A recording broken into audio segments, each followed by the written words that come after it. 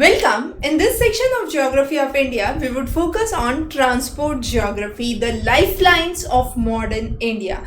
Now, when we talk about transport geography, we can broadly classify the transport networks into four categories.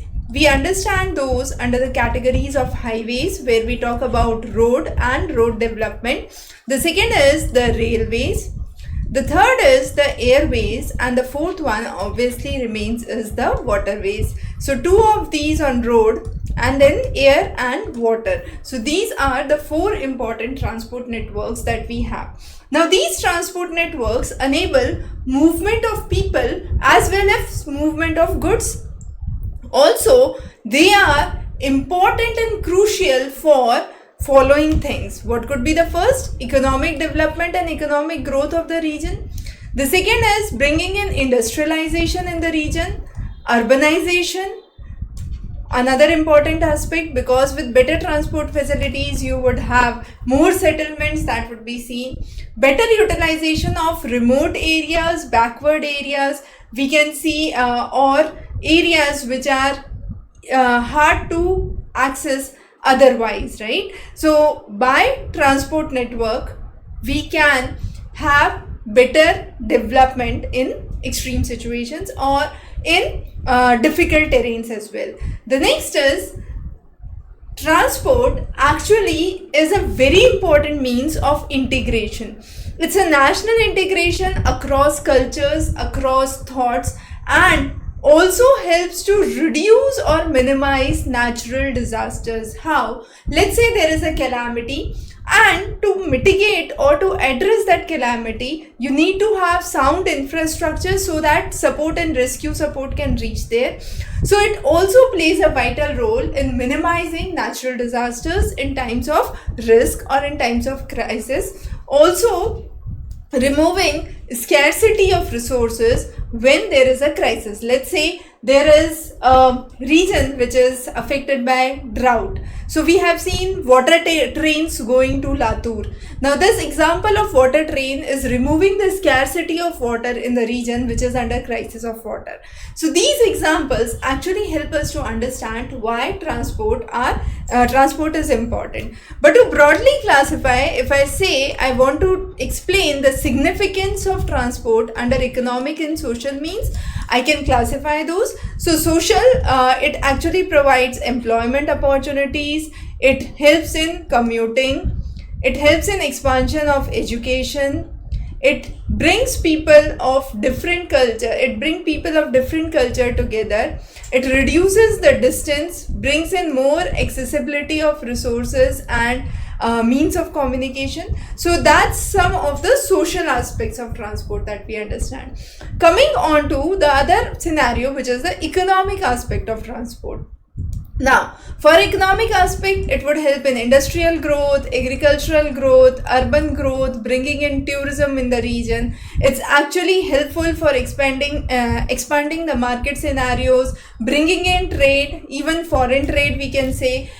So transport, we can say broadly, is the backbone for the economic growth and development of the country. So these are some of the factors that we have understood which are actually important when we talk about transport. But not just stopping here, we have seen in the recent past there have been numerous developments in the field of transport. So the four means of transport that we have highlighted, will be discussing each of these one by one. But in each of these fields there have been a lot of development, right? So we'll first go about those developments, and that would give us curiosity to understand more about these, right? So on the roads, if you see now, you have smart cities coming up. So CCTV surveillance is there, even smart traffic management systems are there, electric vehicles on road, autonomous vehicles we are now talking about, eco-friendly material being used, plastics being used in road. So those are the kind of developments that we see on the side of road. The next is railways. For railways, we talk about biofuels, we talk about high-speed trains, Duranto, one such example. Then we have Vande Bharat.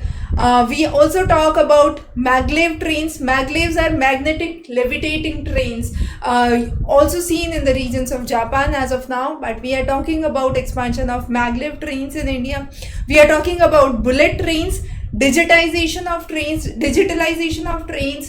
making the system more autonomous are some of the developments that are seen on the side of railways.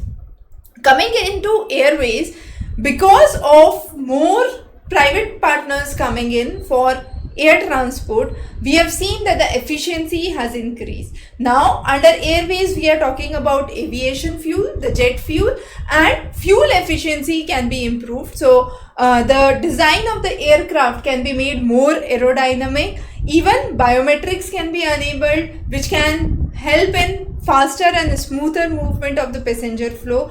Automation can again be brought in air transport. In water transport, we are focusing on cleaner fuels. So green shipping is one of the new terms that have been in discussion these days, and these green shipping concept focus on bringing cleaner fuels for water transport, digitalization of ports, innovative vessel designs which make it more energy efficient, make it more eco-friendly. Now, once we have an insight about how these things have been changing as compared to past, let's dive into each of these one by one. So let's first focus on roadways. When we talk about roadways, we focus on numerous aspects. Expressways, then national highways running across the country, state highways within the state borders, district roads within the district, maintained by Jila Parishad and Public Works Department. Village road, which constitute 80% of the roads, which is maintained by village panchayats. These are narrow, not meant for heavy traffic. Sometimes they are unmetalled as well. Sometimes they are metalled.